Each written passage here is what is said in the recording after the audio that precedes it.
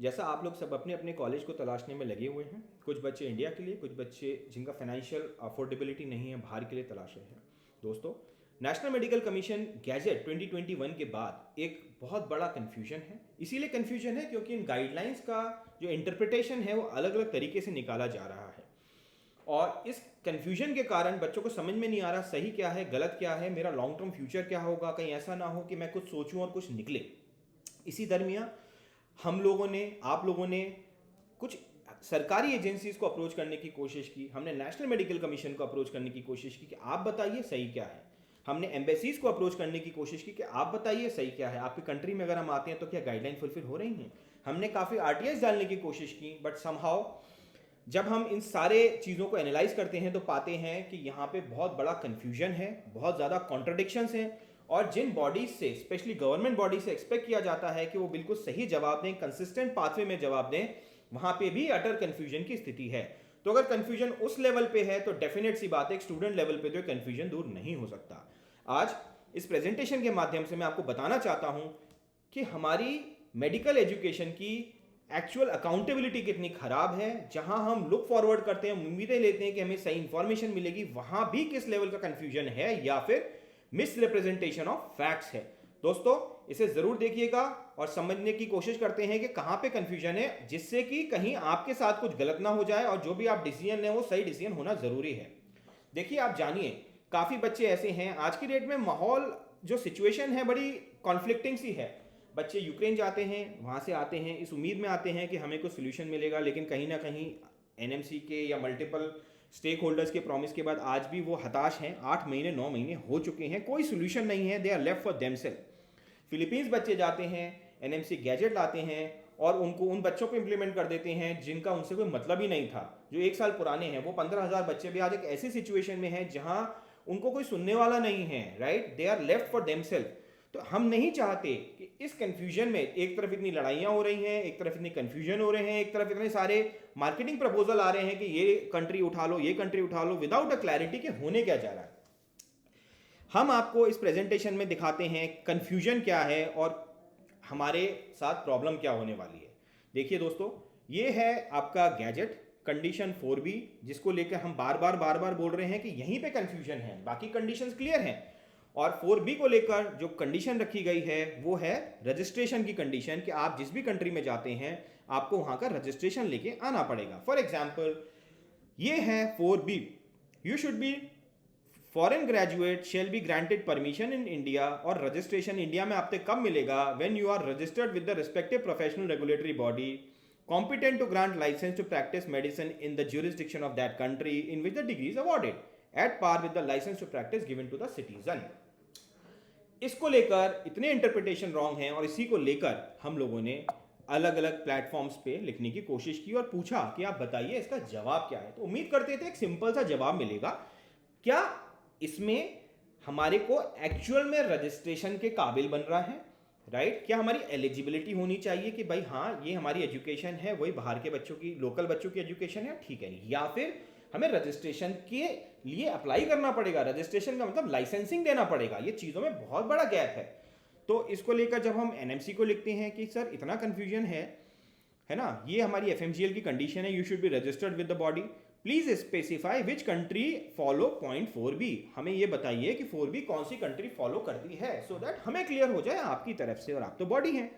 जवाब आता है कि as per RTI act CPIO is required to provide information as available in form of rule, regulation, letter, etc. FMG, however, तो हमारे पास का कोई जवाब नहीं है, लेकिन फिर भी FMG जो है they need to be registered with the professional regulatory body. Same चीज़ जो ऊपर है वो इन्होंने कॉपी पेस्ट कर देते हैं। तो आई थिंक अगर NMC को कोई बच्चा अगर इस तरह की RTI डालता है तो उम्मीद करता है कोई ऑब्जेक्टिव जवाब आएगा, बट अगर आप सेम उठा के कॉपी पेस्ट कर देते हैं, इससे इंटरप्रिटेशन ये होती है कि या तो आप जवाब देना नहीं चाहते या कहीं ना कहीं आपने पॉलिसी बनाई है और आपको भी क्लियर नहीं है कि होना क्या चाहिए। तो मैं इसको थोड़ा सरकास्टिक फॉर्म में नहीं बोलूंगा, लेकिन दिस इज हाईली डिसअपॉइंटिंग अगर इसी तरह का कॉपी पेस्ट जब, और एक पे नहीं, हमने कम से कम 10 RTI डाली हैं और 10 RTI पे इस तरह का रिप्लाई आता है कि कॉपी पेस्ट, तो दिस इज वेरी डिसअपॉइंटिंग। उसके बाद फिर हम लोगों ने इस पे फर्स्ट अपील फाइल की कि हम सेटिस्फाइड नहीं है, आप इस पे हमें जवाब दीजिए। तो जवाब क्या आता है दोस्तों, it is informed that National Medical Commission does not approve any foreign medical qualification institute. However, the foreign medical graduate are regulated as per the provision of FMGL. जो आपने FMGL इशू किया है, तो इसमें भी आपने इंफॉर्मेशन डिस्क्लोज नहीं की. Medical graduate who possess the foreign medical qualification may appear for screening test for his registration to practice in India, जिसे हम नेक्स्ट का नाम दे रहे हैं, provided his degree is recognized in that country from the where it is acquired. Further, the foreign medical graduate licensing has been notified in Gazette. तो कहीं ना कहीं हमने अब रिप्लाई मांगा, सेकंड अपील की, वहां भी घुमा फिरा के आपने गैजेट को ही आगे बढ़ा दिया. आपने ये क्लियर नहीं किया कि भाई हमें करें तो क्या करें. चलिए कोई बात नहीं, हमने कहा चलिए एनएमसी जवाब नहीं दे रही, हम एक काम करते हैं एम्बेसी से बात कर लेते हैं.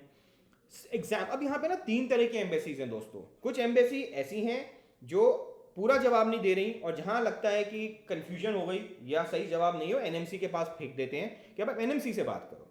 दूसरी एम्बेसीज ऐसी हैं जो जवाब ही नहीं देती, बिल्कुल साइलेंट बैठी हुई हैं, मल्टीपल आरटीआई डालते रहो, उनको कोई अंतर नहीं पड़ता. जबकि ये उनकी नैतिक जिम्मेदारी बनती है, भाई आज की डेट में 10,000 से 15,000 बच्चे हर कंट्री में आ रहे हैं, आपकी एक आरटीआई के क्लियर जवाब से उनका फ्यूचर सिक्योर हो जाएगा, लेकिन आप साइलेंट बैठे हैं. और तीसरी एम्बेसी ऐसी हैं, मुझे कहना नहीं चाहिए दोस्तों, but this is hard fact, मैं आपको दिखाने जा रहा हूं, जो बच्चों को मिसलीड कर रही हैं. सो सपोज ये एम्बेसी में आरटीआई डाली गई, एम्बेसी ऑफ मॉस्को में, रशिया में, और उनसे बोला गया कि भाई आप 6 साल की एमबीबीएस में पढ़ा रहे हैं और बोल रहे हैं कि इसमें इंटर्नशिप इंक्लूड है, जबकि पहले 6 साल में आप सिर्फ पढ़ाई कराते थे, इंटर्नशिप इंक्लूड नहीं होती थी. अब आप क्या कर रहे हैं, 3rd year to 6th year जो आप प्रैक्टिकल कराते हैं बच्चे को, कुछ 2 हफ्ते के, 3 हफ्ते के, उनको कंबाइन करके, टोटल करके आप इंटर्नशिप में कैलकुलेट कर रहे हैं. बट वो इंटर्नशिप कैसे काउंट की जाएगी भाई? अगर कोई बच्चा दूसरे साल में या 3rd ईयर में इंटरनल मेडिसिन की 2 हफ्ते की क्लिनिकल ट्रेनिंग की थी, तो उस एक्सपीरियंस के बेसिस पे 4 साल बाद जब वो पेशेंट को देखेगा तो किस तरह से देख पाएगा? He is not a full fledged medical intern. तो जब यहां से पूछा how come Russian universities have no plan to add 1 year internship which is mandatory as per NMC FMG regulation, at present 6 year clerkship is not recognised by NMC, जैसे हमारे India में 4.5 साल के बाद 1 साल का किया जाता है. Has NMC confirmed to Embassy of Moscow that it will recognize the present 6th-year clerkship as internship? If not, it will jeopardize the life of thousands of students. RTI में कहा जा रहा है कि इससे हजारों बच्चों को दिक्कत होगी, उनके करियर स्टेक पे लग जाएंगे, उनकी ड्यूरेशन बढ़ जाएगी. कल को 6 से पता चला 7 साल, 7.5 साल हो गए, फिर क्या होगा? अब एम्बेसी को जवाब देखिए क्या आता है. Point number 1 and 2, NMC will be able to clear the matter. हम इस पर जवाब नहीं दे सकते, एनएमसी जवाब देगी. Embassy of Moscow mail ID ये है, बस बात खत्म. अब ये देखिए, ये सिचुएशन इतनी कॉम्प्लिकेट हो गई. एनएमसी से हमने पूछा, एनएमसी ने कहा जवाब नहीं है. एम्बेसी ऑफ मॉस्को से पूछा, उसने कहा इस पर हम जवाब दे नहीं सकते. तो भाई बच्चा जाए तो कहाँ जाए? अच्छा, अब जो दूसरे तरह की एम्बेसीज हैं, जो मैंने आपको बताया साइलेंट एम्बेसीज हैं, जो शांत बैठी हुई हैं, उनको कोई अंतर नहीं पड़ता. Suppose embassy of Kyrgyzstan, same सवाल उनसे ले आ जा कि भाई ये एनएमसी ने गैजेट निकाला है, हमारा सवाल है does Kyrgyzstan allow foreign medical graduates to be registered with the state department of medicine under Kyrgyz republic ministry of health to practise in Kyrgyzstan. ये 4 का क्लॉज बी है. और what will be the duration of MBBS भाई? और this clarity is required for thousands of student looking for admission in Kyrgyzstan. Answer क्या आता है? This query does not come under the purview of RTI as the decisions are taken by the foreign government. In this case, the government and medical institution of Kyrgyz Republic, है ना? Hence, the applicant may approach the institutes directly. अब देखिए, आप Indian embassy हैं, आप represent कर रहे हैं इंडियंस को, इंडियन स्टूडेंट्स को, उनके हित को, उनके वेल विशेस को. लेकिन आपके लिए कितना मुश्किल है वहां की मेडिकल काउंसिल का जजमेंट निकालना या उनका रूल निकालना कि रजिस्ट्रेशन क्या है, लेकिन आप साइलेंट बैठे हुए हैं. कितना गलत है ये, कितना. और आप कह रहे हैं आप कॉलेजेस से बात करो. कॉलेजेस तो हर लेवल पे मिसलीड करने के लिए बैठे हैं आज की डेट में. हमने लास्ट वीडियो में देखा था किस तरह से जॉर्जिया में कॉलेजेस कहते हैं कि हम फुलफिल कर रहे हैं, किर्गिस्तान में, कजाकिस्तान में कॉलेजेस कह रहे हैं हम फुलफिल करते हैं. पर रियलिटी में जब हम उनके मेडिकल एक्ट पढ़ के देखते हैं और जब रजिस्ट्रेशन की कंडीशन देखते हैं तो कुछ और निकलती है. तो एम्बेसी किस बेसिस पे, किस ग्राउंड पे, क्या उनकी मॉरल ड्यूटी नहीं है यहाँ पे अपने आप को बच्चों के इंटरेस्ट में बताने की? और उनके लिए लिटरली कुछ जेन्युइन कंपल्शंस हैं जो इनका जवाब नहीं दे रहे हैं. नहीं तो ऐसा हो ही नहीं सकता कि एम्बेसी जवाब ना दे पाए. और तीसरे तरह के यूनिवर्सिटी एम्बेसीज हैं जो बच्चों को मिसगाइड कर रहे हैं. सो आइए अब देखते हैं वो 3rd कैटेगरी ऑफ एम्बेसीज कौन से हैं. सो दोस्तों, ये है एम्बेसी ऑफ बेलारूस. बेलारूस आप लोग जानते ही हैं, बच्चे पढ़ भी रहे हैं वहां पे. उनसे भी यही सवाल पूछा गया. तो सबसे पहले उनका जवाब आता है according to the ministry of health in the Belarus, nationals graduated from Belarusian medical universities को वहाँ पीजी ट्रेनिंग करनी पड़ेगी फॉर, है ना, of foreign citizen in Belarus graduated from Belarus universities, है ना, and they have to go for clinical residency, जैसा मैंने लास्ट वीडियो में आपको जॉर्जिया के केस में समझाया था, जिसकी ड्यूरेशन 3 to 5 years होती है. After completion of 1 year of residency they have the right in the legislation of Belarus to have a qualified internship exam. मतलब पहले आप अपनी एजुकेशन करिए which is may be 6 year, उसके बाद आप क्लिनिकल रेजिडेंसी के लिए अपीयर करिए और उसके बाद फिर 1 साल कंप्लीट करने के बाद आप लाइसेंसिंग के लिए इंटर्नशिप का एग्जाम दे सकते हैं. And to be admitted in clinical residency students have to apply for republic of Belarus in post graduate interview and evaluation in Russian language proficiency. तो ये तो था बिल्कुल सही जवाब जो उन्होंने सबसे पहले दे दिया. लेकिन पता नहीं फिर क्या हुआ, एक साथ चेंज ऑफ हार्ट हुआ या कुछ परिवर्तन हुआ या क्या कंपल्शंस रहे. एक और आरटीआई फाइल की जाती है, सेम आरटीआई, और उस पर जवाब आता है. क्वेश्चन तो ये था कि बेलारूस की गवर्नमेंट क्या बोलती है, इस पर क्या होना चाहिए, उनकी हेल्थ मिनिस्ट्री क्या बोलती है, और जवाब आता है. क्वेश्चन था in particular what is the duration of Belarus and does it include internship. Same. Can I practice as doctor as conveyed by Belarusian state medical university. तो भाई पहले आप जब हेल्थ मिनिस्ट्री को कोट कर रहे थे फिर आप स्टेट यूनिवर्सिटी को कोट करने लग गए, तो ये तो बहुत ही वियर्ड सी सिचुएशन हो गई यहाँ पे. और जब आपने स्टेट यूनिवर्सिटी को कोट किया तो आपने सब कुछ सही सही बता दिया कि everything is fit and fine, total duration 6 year है, 58 वीक्स की प्रैक्टिकल है, वर्क एक्सपीरियंस, है ना, as per the Belarusian medical university the period of the study sub residency is 5 year, है ना. तो मतलब अब सब कुछ ठीक हो गया एक साथ. आई मीन वो पीजी रेजिडेंसी वाली बात जो उनकी गवर्नमेंट का स्टैंड है वो कहीं इसमें मेंशन नहीं था. सेम लोग हैं, सेम पर्सन्स हैं जो रिप्लाई कर रहे हैं. जब ये दोनों, मतलब आप सोचिए एक ही एम्बेसी 15 दिन के 10 दिन के अंतराल में अपना पूरा स्टैंड चेंज कर लेती है, तो इसे हम क्या बोलेंगे.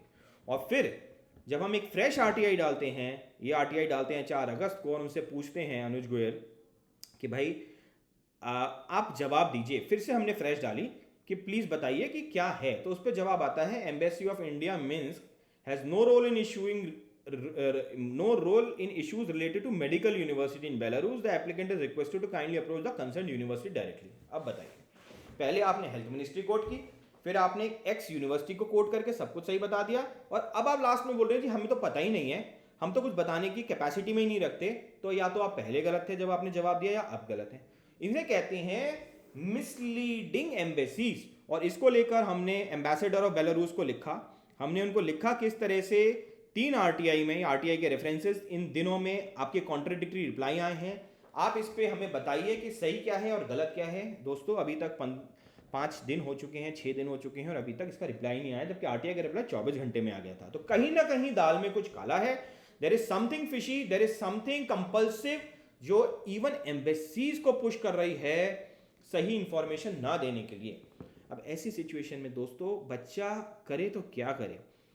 क्या वो चीट हो, क्या वो मिसलीड हो, क्या वो गलत डायरेक्शन में जाए, क्या वो सोच के कुछ जाए कि मैं सस्ते के लिए जा रहा हूँ, मेरी अफोर्डेबिलिटी नहीं है 6 साल के लिए, और पता चला 8 साल का प्रोग्राम हो जाए, जो उसका बजट 30 लाख का था वो 45 लाख हो जाए, उसके पेरेंट्स, उसकी जो फाइनेंशियल बजट हिल जाए, उसकी एक्सपेक्टेशन बिगड़ जाए. क्या यहाँ पे एनएमसी का रोल नहीं आता? काफ़ी मीडिया आर्टिकल्स ने इसको कवर किया, हम लोगों ने भी उनको इन्फॉर्मेशन से बेस्टो किया, और ये पूरा एक ग्लोबल इशू है. इंडिया लेवल पे ये बहुत बर्निंग इशू है जिसको कोई एड्रेस करने की कोशिश नहीं कर रहा. बच्चे प्रोटेस्ट कर रहे हैं, बच्चे मार्च कर रहे हैं, लेकिन कहीं ना कहीं एनएमसी के कान पे कोई जू नहीं रह गई.